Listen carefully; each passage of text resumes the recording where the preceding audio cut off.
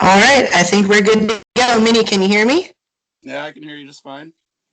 All right, so welcome back to No Tread Zone. I know I've been missing for 3 weeks, I think it is now.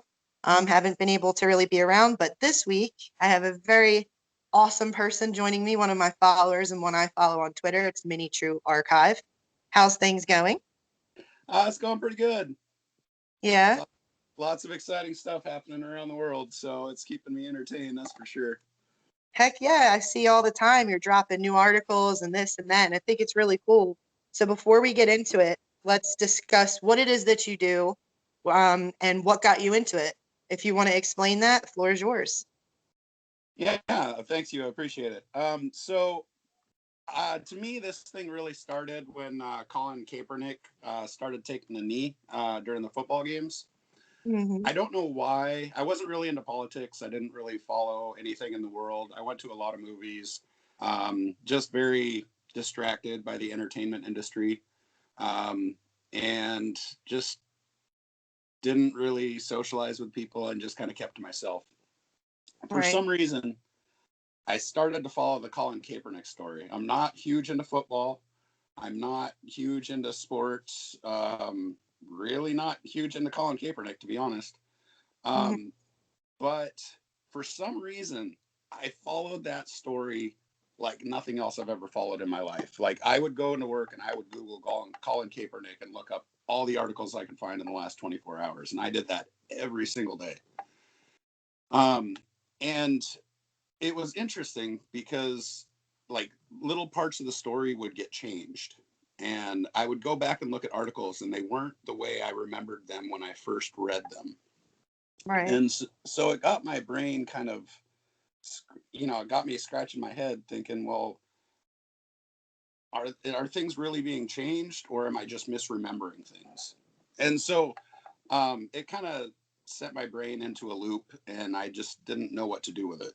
And then obviously when Trump got involved, the Luther Strange rally and said, fire them, um, then everything just kind of exploded.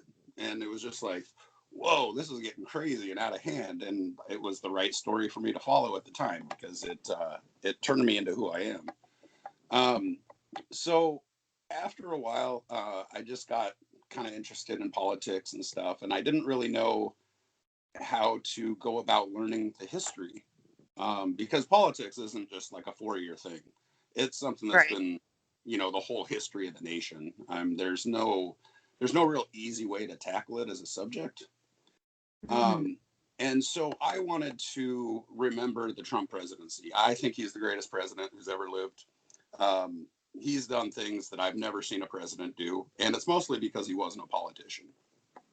Um, and so I started looking at kind of these historical websites where you can look up a particular day to go find a particular story. And one of them is pretty interesting. You can actually take different snapshots at like noon or 3 o'clock or 5 o'clock and whatever, and it'll give you a list of the news articles for the day.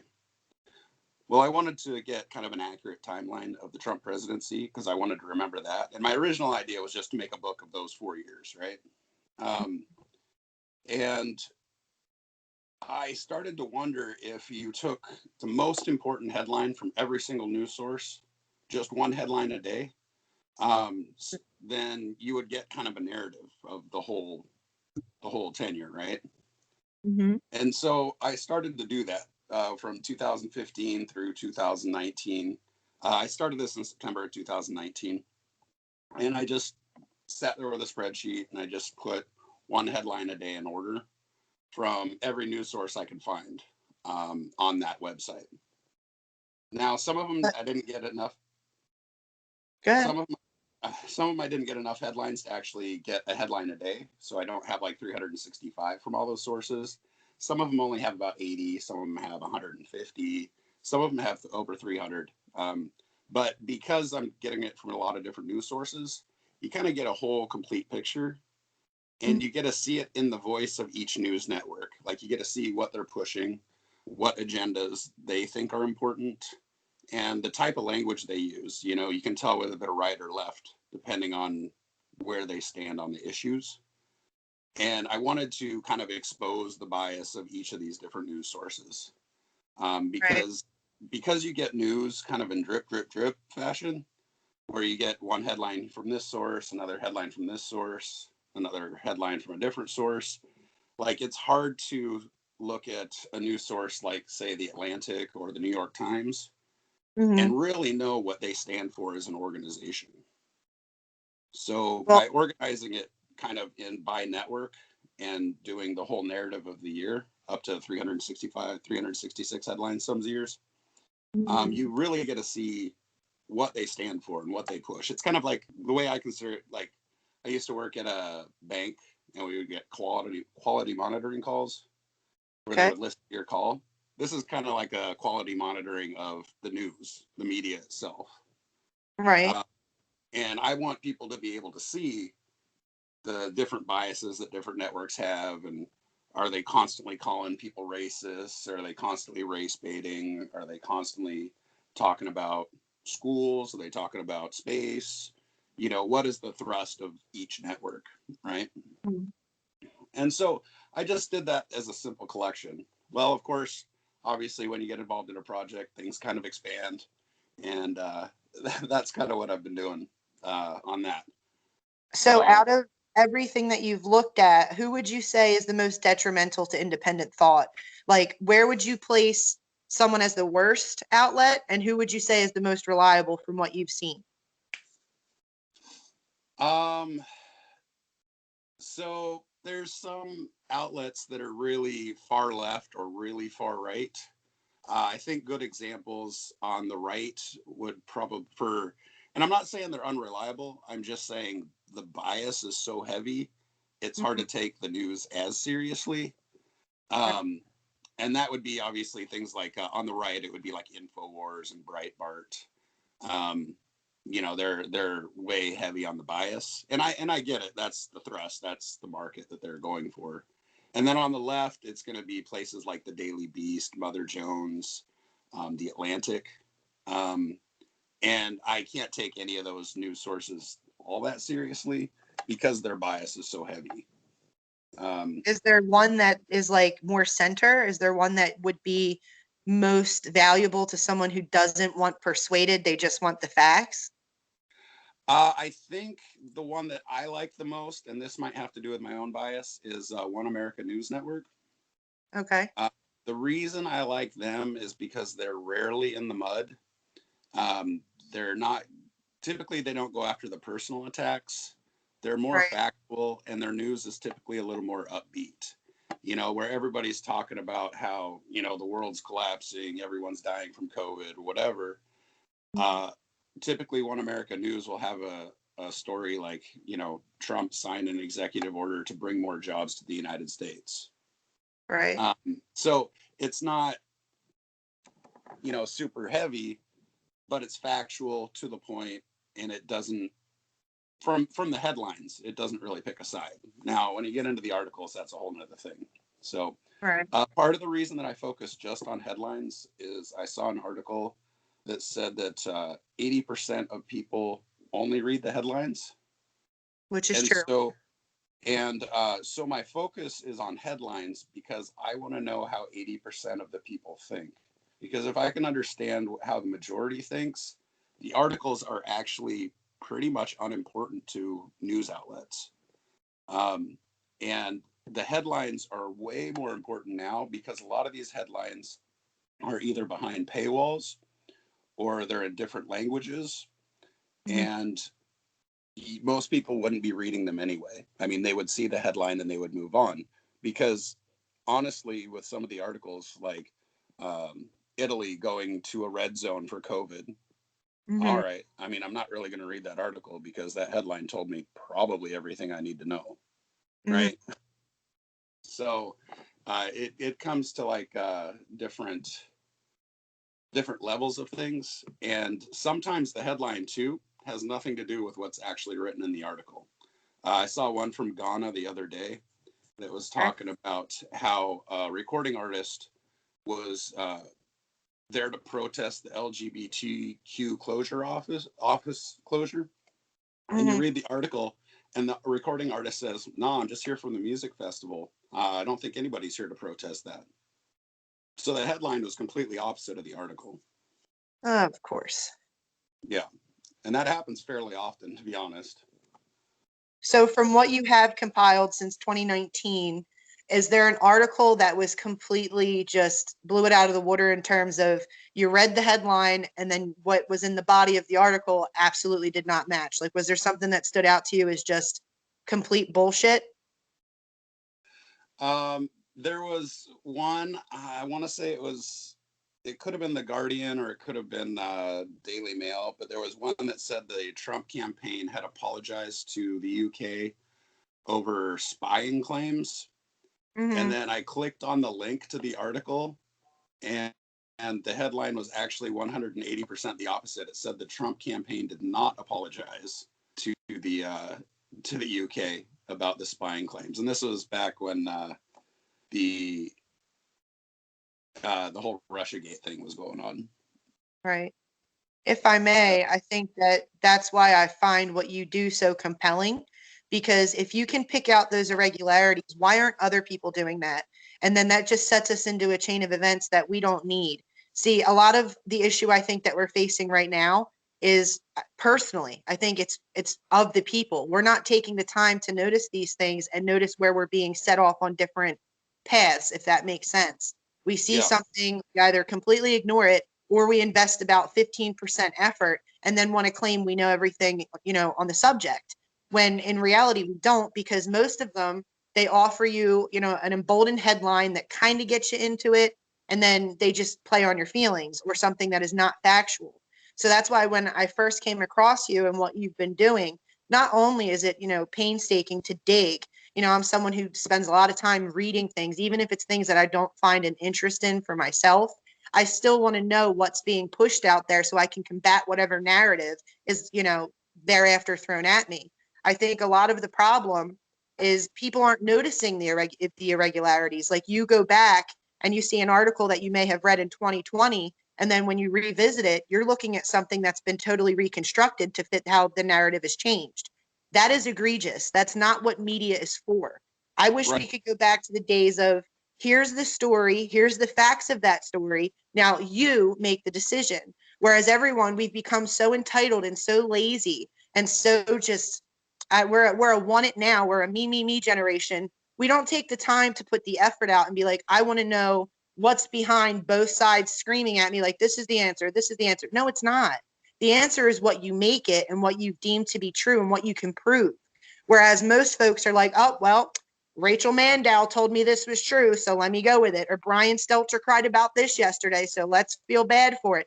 I think it's so pertinent to right now that what you're doing, I can't say it enough. And that's not just blowing smoke up your ass because we've talked about this before. I find it impressive because it's a service to the people. You're literally taking a highlighter in their mind and showing them you're being lied to, you're being played on, you're being fed something because they want that story to continue. But if we have things like what you're doing and we expose these outlets, if that's what we want to call them, and these fear factories, people may have much more of a chance to understand where they fall, where their country is sitting, and how to combat that. So, I mean, I just think it's crazy because I never really took the time to go back and read an article. Now, I bookmark and archive the shit out of stuff, but mm-hmm. I got to admit, I'm not one who can sit here and say, I've gone back and looked at a CNN article that I didn't agree with a year ago to see if anything had changed. But I think it's awesome because you archive what does. Right. And part of the reason I started to archive this too is because I went back to look for articles that I knew existed, that I actually remembered the keywords of the article, and Google would not bring up the results no matter how hard I tried. And that really irritates me because I know that information exists, only I can't find it because some algorithm and some jerk at Google won't let me see it again. Wow, Um, that's another so thing. I did Ugh. Go I ahead. did find the spookiest thing that I've seen so far this morning when I was preparing for this. Okay.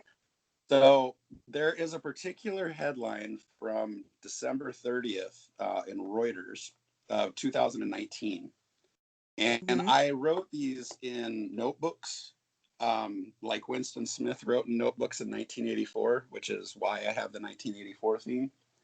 because I knew writing in these notebooks could not be hacked. They could not be changed. They could not be altered after I wrote them down. Mhm. So the one from December 30th of 2019, the way it originally reads is top Iraqi militia leader warns of strong response to U.S. airstrikes in Iraq and Syria. Now, I went back after he killed Soleimani to look at that article, probably about a week and a half later, Okay. and that article headline had been changed. And I took a screenshot of it because I could not believe that it did not read that way anymore.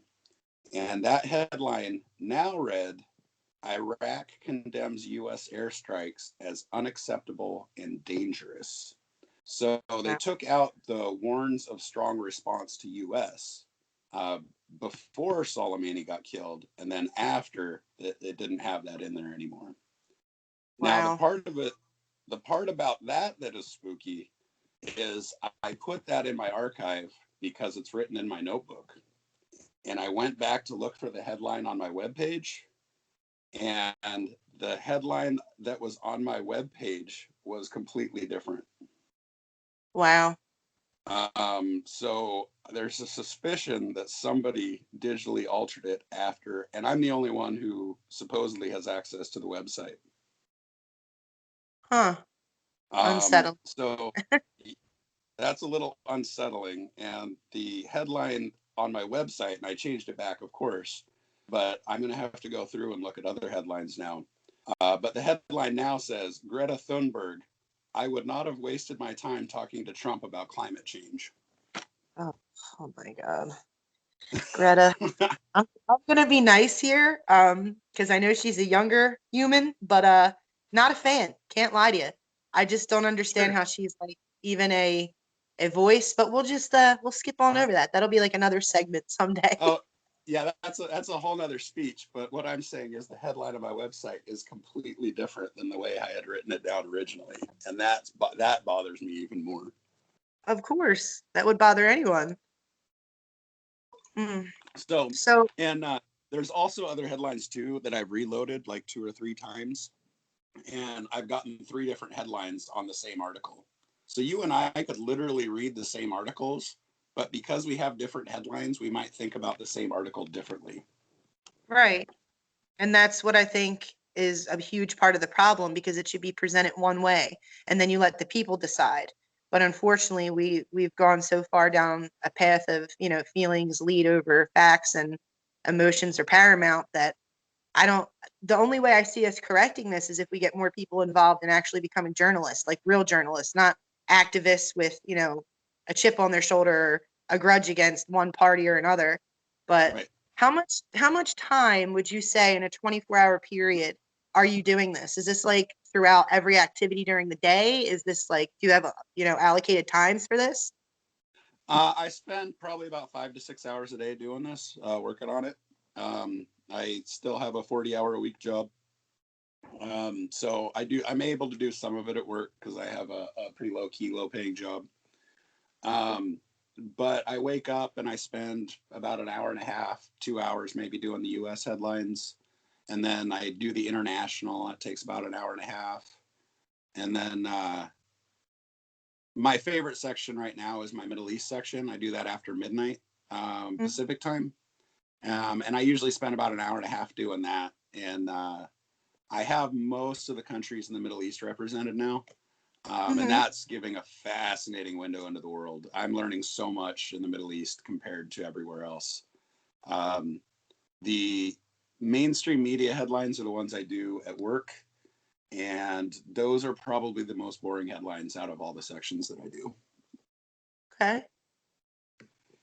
Little side note, I was in the living room yesterday and the TV had been on, and I seen a stark contrast between just alone, it was NBC, and then I believe the other channel was Fox, and they were both depicting the crisis of COVID in India.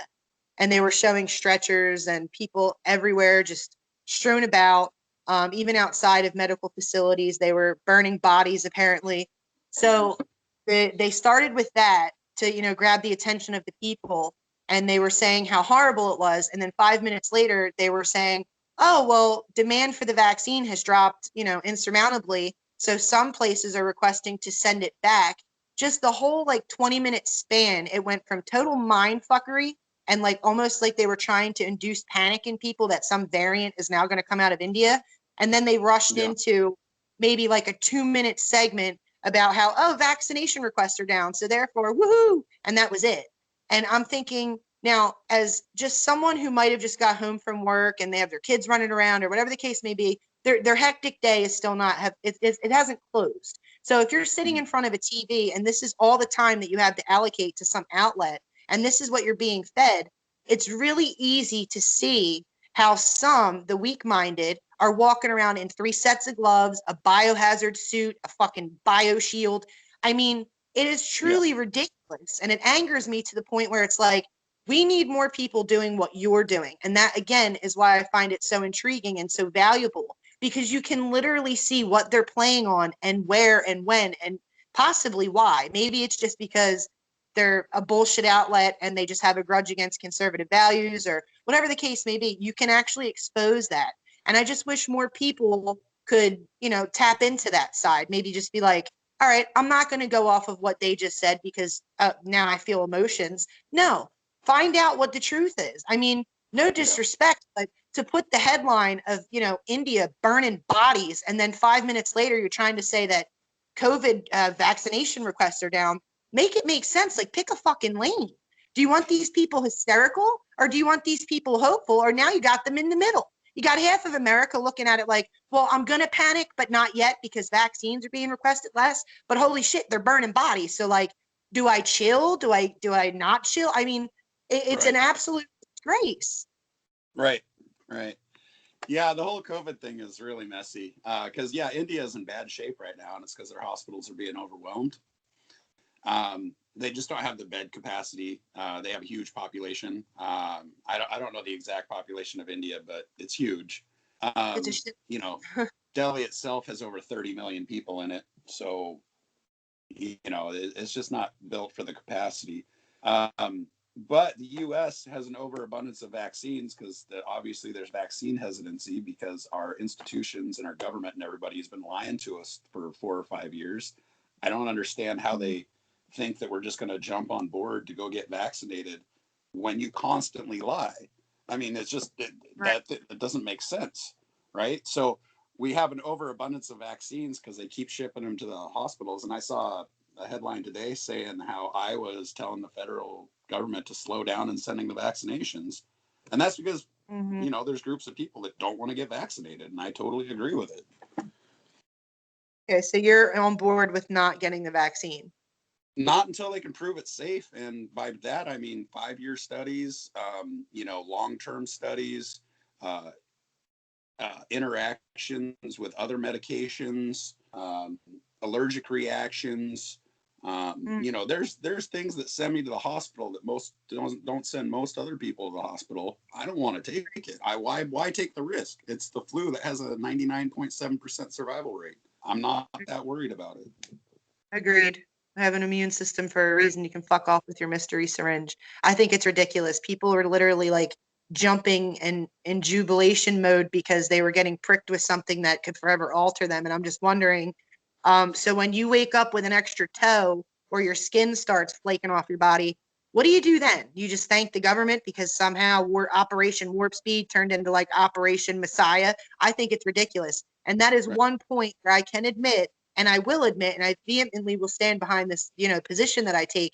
When Trump came out and started pushing this whole vaccination bullshit, I understood at face value at that moment, okay, something needs to be done. But when you take the time to actually look at vaccinations and how they should be formed and the amount of just time and care that goes into such, a project, 3 to 5 years, anything less than that is considered criminally heinous. And I mean, that's been said by pretty big wig vaccination doctors and virologists, whatever you want to call them. It bothers me because no one's taking the time to value their life And just because the government comes out and says, oh, hey, Anthony Fauci, who's been wrong for fucking 400 and some days, he proclaims this is going to be, the end all be all. And when Trump started actually pushing it, I was a little pissed. I won't lie. Like, it's all well and good, dude, if you want to mention some operation that no one should really be on board with, awesome. But Right. I started to have a Well, little difference of opinion on that. yeah, and that's another reason why I'm glad I started this project when I did, because I started it in September of 2019. Is I caught this whole COVID thing from like 40 or 50 different sources. So it tells the whole narrative of what happened during this COVID pandemic, and them telling us not to buy masks or wear masks because it would take away from the medical professionals and we didn't need it anyway. To now we're up to like double and triple masking with gas tanks with plants in them and stuff. Like, I mean, it's ridiculous. I saw that guy. You talking about the fella in the New York City subway looking like Yeah, Scuba Steve? yeah, it's just a prop. Like, I mean, come on. Like, one plant doesn't provide enough oxygen. Like, compressed oxygen in that tank would only last a few hours. Like, that's a I showpiece. Yeah, I didn't know what the goal was there other than looking like smacked ass because he achieved that goal. Let's not lie. Like, if I would Oh, have seen dude hopping on the subway, I'd have been like, yo, bro, I don't even know what you're doing right now, but it's hilarious. But thanks for but the laughter. but honestly though, like, this project is to catalog the things that they said to us in the past, because I couldn't remember. Like, if you asked me what the headline was from Monday 3 weeks ago, you wouldn't have any idea, right? Right. But with my website is you can just go back and look and go, oh, this was the main headline at the LA Times or the Oregonian or the New Yorker, or that kind of thing. Mm-hmm. So, Wow. because we need to remember who was responsible for all this stuff when everything goes really bad, and it hasn't yet, and I'm actually really surprised. Agreed. If I may, what do you think the actual end game is for COVID? Do you really think that this was just some kind of coronavirus or zoonotic in nature virus that took a hold, or do you really think that this plays into tyranny and just a grip and a chokehold on the citizenry? That's an interesting question. Only because anything I say would be speculation. Hmm. Um, I'm not sure if this is one of those situations where they're not letting a good crisis go to waste, or Okay. whether it was a crisis that was manufactured. Um, Gotcha. in either case, though, I mean, this is a turn towards totalitarianism. Agreed. They're gonna trample on all of us, and they don't care about it. I mean, this is very much the elitists versus the regular people. Yeah. This has nothing to do with right versus left, and people need to wake up to that fact. If I we don't push back against this elitist class, we're gonna get trampled under and thrown into gulags or even worse. I can agree with you. Now, another question, if I may. Do you happen to have archived? It was about, let's see, what month are we in? So this probably would have been about 8, 9 months ago when the CDC, I forget the woman's name, when she had come out and said that basically the goal was to depopulate the white demographic, Caucasians. Did you ever Mm, I, see that, archive anything along those lines? I don't know if I would have caught that headline. I'm pretty sure a headline like that wouldn't be the main headline. And that's Mm-hmm. honestly what I'm archiving, is the main headline. The thinking behind that is, if, say, something like the Las Vegas shooting happens, Mm-hmm. is that'll be the top headline of probably 99% of news sources that day. Mm-hmm. Um, and so by cataloging the top headline or near the top headline, you're going to get the most important stories of the day. I still miss a lot, right? Because every newspaper has what, a couple hundred stories a day. Mm-hmm. Um, so it's hard to, pick winners and favorites. It's not something where I go archive everything, Right. um, because there's just too much information. Um, and I'm just trying to get an overall narrative. And this is Mm-hmm. kind of, hopefully will be used as like an oral storytelling device, Mm-hmm. because if I give you one headline of something, you're going to remember a bunch of details about it and probably talk about it for an endless amount of time, right? So One of the examples I use is, this is an incident most people don't think about very often. They uh, don't dwell on it or whatever. But as soon as I say it, you remember a lot of details about it. And the one I Right. refer to is the headline of Jared from Subway getting arrested for child pornography. Mm-hmm. Um, like, you don't think about it a lot, but as soon as I say it, you're like, oh yeah, I remember when that happened. He was the Mm-hmm. spokesman for Subway, and you can talk about the guy for probably 20, 30 minutes without trying too hard. Right. Same thing with like Jeffrey Epstein, right? Is Mm-hmm. not a guy you think about a lot, but you see the headline of him hanging himself, and all of a sudden, hey, let's have a discussion. True. Very true. So, The reason I inquired about the CDC article is because I did save that. And then when I had tried to revisit that, it said the page was no longer able to be found. Everything that I had saved on that was gone. So that's why I was curious. But go ahead. yeah, no, and those kind of things do disappear, and that's again another reason to, if I'm able to get it, it's awesome. But sometimes I'm not able to get the things that I hope I get. Right. So where do you think right now, I will say first, our country, what do you think people should be looking at today? Like what would be like the last couple days, something that you would think people should read up on? Um, Honestly, my focus personally is more in the Middle East and the interplay between Iran, Russia, China, and what's going on between Israel and Jordan and some of those other countries. Okay. Um, because that region is super volatile, and Trump just had a bunch of peace agreements, but it looks like they're kind of all about to fall apart. Of course they Um, are. and the thing I like about that region too is when they have a phone call with Biden or they make a deal, they can't wait to brag about it in the news. And so it's interesting getting their point of view on it. Versus Uh, ours. yeah, right, because it's written from the point of view of Lebanon or Iran, and then you get an idea for what they're thinking about. And honestly, that's why I like expanding into the 40 or 50 different countries that I have expanded into, Mhm. is that you get to see it from their point of view. And I think that would do a lot to unify the world if we're looking at everybody else's news, because then we start to understand their cultures and kind of the way they look at things. Um, the Indonesian sub that just went missing with 53 dead crew members, uh, that's Mhm. that's been a sad but interesting story. Um, Mhm. and it's interesting because I'm just following the headlines and the pictures and stuff. It kind of gives it a more humanized feel to it than just Mhm. seeing a one-off headline in Reuters. Right. So, and that's kind of what I'm trying to do with Twitter. If you notice on my Twitter, I don't really share the links, um, Right. mostly because a lot of them are foreign websites, and I don't like sharing links to foreign websites. But also, I never get the warning of reading the article before sharing the link. And Okay. it's just the headline as the way it appears on the website, because something else happens with that too. If you go to the website of, say, like CNN or somebody, and Mhm. you see the headline and you click on it, as soon as you click on it, it goes to a secondary headline that doesn't read like the first headline.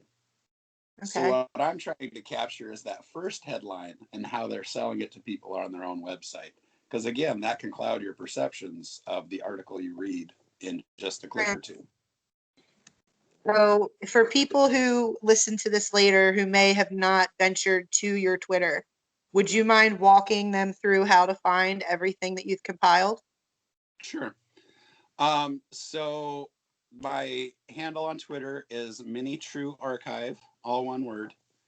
Um, the easiest way to look at my things, I do the daily fleets, which is basically just the 24-hour like slideshow of Mhm. what I think are the most important headlines of the day. Typically, they go up around 5 p.m. Pacific time, and then they last for 24 hours. The second spot would be to click on my profile and hit media. And if you just scroll that'll be all the headlines I found that I thought were important enough to post on Twitter. Mhm. And you can just scroll through that. And that goes back I think about 2.5 months right now. Okay. And then the other option is clicking on the link to my website, which is also under my profile, which is the MiniTrueArchive.com. Mm-hmm. And you're going to have different categories on the left. Some of them are going to be news sources. Like if you click on, say, like the Huffington Post, it'll give you 2015 through 2020 of just Huffington Post headlines. Okay. But there's a bunch of different news sources you can click on. Or you can click on the years, and that'll give you all the headlines that I compiled for that particular year. And then the one that I think is the most special and the most entertaining is the New York Times link. Okay. I actually have headlines from 1916 through 1949. Which is awesome. And I also have from the year 1990 through about 2007. And then, of course, I have 2015 through current as well on the New York Times. And where do you recommend is a good starting point? Anywhere, or just where they feel, or would you say that there's something that you would like kind of implore them to look at first, or? I personally, my favorite section, and I would recommend anyone to start in this year, would be 1923. Okay. A lot of cool stuff happens that year, especially the opening of Tutankhamun's tomb. Mhm. There's a reason there's a phrase called the curse of the mummy. I'll just leave it at that. But what's really cool is if you have access to the New York Times website, like I spend $8 a month for a subscription while I'm putting this together. Okay. If you have that subscription, every single line in my website goes to an actual article. So if you just Google search that, it would take you right to the archive and you can read the actual article. Um, Lots of interesting sections in there. The Lindbergh baby kidnapping is also amazing because it plays out over several months. Right. The obviously World War II is super fascinating from 39 to what was that 45? Can't lie, it's pretty comprehensive what you have done. But go ahead. Yeah. No, there's so many good things. It's hard to pick a favorites. It's true. It's true because to me it was like a nerd, like just perfect library of everything. Not you, not that you're a nerd. Let me note that. But like when I saw it, I was like, oh my god, this is like the I don't even know what to call it. I was so impressed by it, and I think many other people will be too once they see just how deep and how far you've gone to provide what they choose to skim over. I think that's why I like it so much because there's just so much that you can read and rehash and learn. I mean, I think we Yeah. should all be kind of be at that point, but to each their own. Yeah. Well, it was really important to me that it kept my opinion out of it because this is just headlines. Um, Right. th- I don't have a dog in this fight as far as I'm only repeating what somebody else has printed. Mhm. I'm not adding any extra opinions. Like I can have my own opinions. I can be super biased in my opinions, but it still wouldn't change anything of what I'm putting together. Right. I think that's one of your strongest points is, letting the people decide. We got to get back to that. And what you're doing, I mean, you're handing them the tools. They just have to want to build the ship. You know what I mean? Right. Yeah, I thought I was going to be more popular because so many people on Twitter were claiming they do their own research, and I'm finding that's not entirely true. By research, they mean they opened Google, they saw a headline or two, maybe in between hitting a bowl, they remembered the first article. If that's research, we're doomed. I don't even Right, want to hear right. that shit. A lot of people come to me with that and they're like, yeah, okay, read this or what's your opinion on this? And I'm like, did you even read it? Because I'll retort with, well, where do you fall on it? What say you? I want your opinion. What Right. did it make you think of or feel, or did it change any of your beliefs? I get crickets, literal crickets. Yeah. Sometimes I get sent shit that I wouldn't use as toilet paper, and someone finds it, this astounding article, and it's like some astrology thing, and I'm like, all right, we're literally on a precipice of war, and you're sending me some shit about a Scorpio right now. Like, I'm not trying to be a jerk, but like, there's plenty of things we could be focused on. But research on Twitter, if it's not trending and if it's not something that was retweeted by like a blue check mark, it's irrelevant. And that's, I think, what Right. makes me most sick. Yeah. Yeah. No, So. I agree. I wish more people were into this, but at the same time, I mean, I'm going to keep plugging away no matter what happens. So, Well, that's awesome, and I applaud it because I hope after today we at least reach a few more minds that, actually take the time to see what you've taken the time to build. And really, I mean, they're doing themselves a disservice at this point because you're handing them everything that you can to make a sound decision and maybe change the trajectory of how they would have felt or believed or, on a certain topic. And they're just choosing to ignore it. So that was the whole not the whole purpose of me coming together with you because like I said, I respect what you do. I just think that in terms of where we are and how important what you're doing is, I just hope it reaches more people because not yeah, only just for you and your efforts, it's important. I really believe that it's important. So I commend you. I do on everything that you've done. It doesn't go without saying. I mean, I know it's tireless and it's thankless also. And that can yeah, be a bitter pill to swallow when you're just trying to get people to use their mind. And you do it in such a way that it's respectful too, because you're not pushing left, right, center. You're literally just saying, here you go, form your own opinion. And to see right. that be so, I don't know, to see people take such little interest, I think it kind of shows where the problem lies. So Yeah, hopefully we can get this out there and reach a few more people and be like, look, whatever you're looking to find, if it exists, it'll be there. So right, right. Yeah, yeah. No, and honestly, I don't care whether people vote right, left, whatever, as long as they're informed. The problem I find is that like most people just aren't informed. and the saddest part is they choose that. It's not like they run out of time or, they have a some other reason for not caring. It's just they just don't give a shit. And then Yeah, I get angry because I'm like, well, if you don't give a shit about that, which will absolutely help you form a healthier opinion and a non-biased one at that, why are you out here bitching about mask mandates or this or that or something that you believed was hinky with the past or the government? You have the tools in front of you, folks. Like, use them. I implore it. right. Saves you a lot of hassle. You have a lot less gray hair, too. But, Yeah, you know, yeah. my own opinion.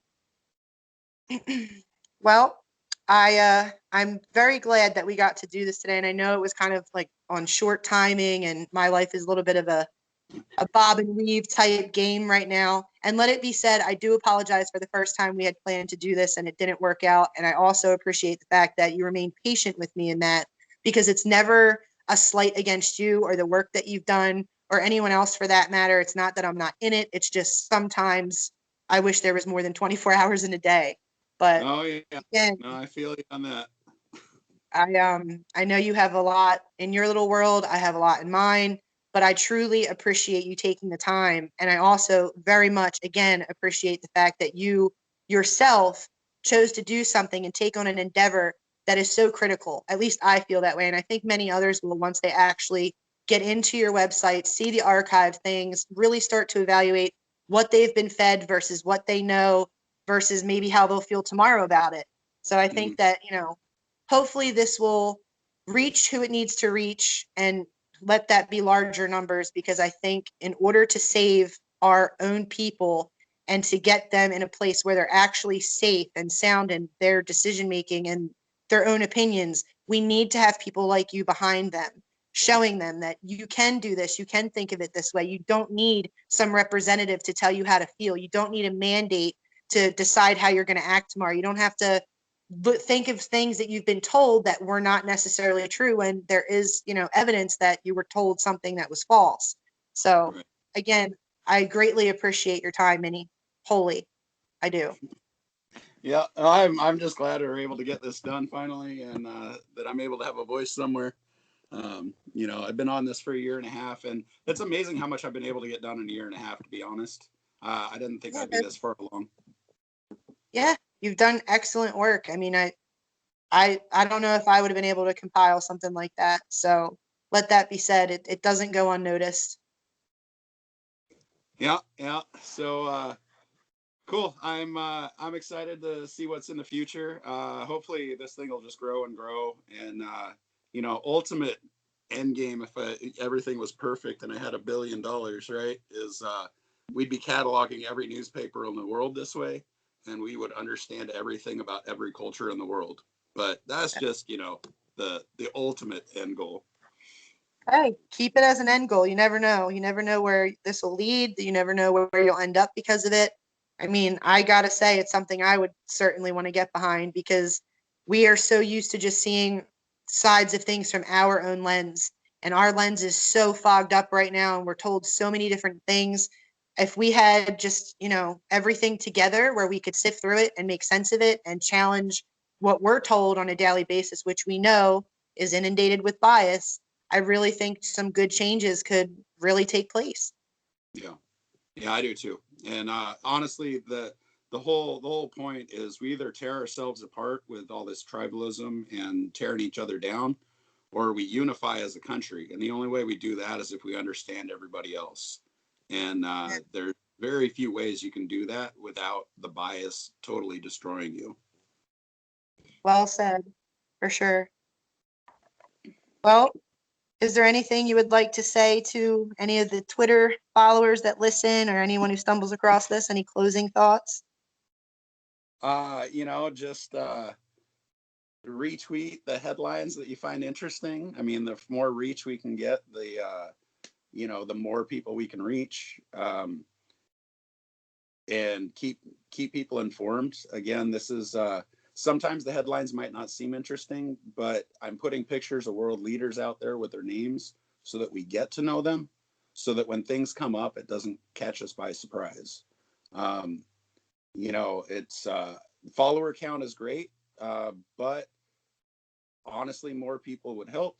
And I like to engage with people. And if you ever have questions about articles or ideas or you want to help, I'm just a guy who barely graduated high school. So I'm not exactly the smartest guy. And if I can do this, anybody can do this. It's just putting things in order. And every little bit helps.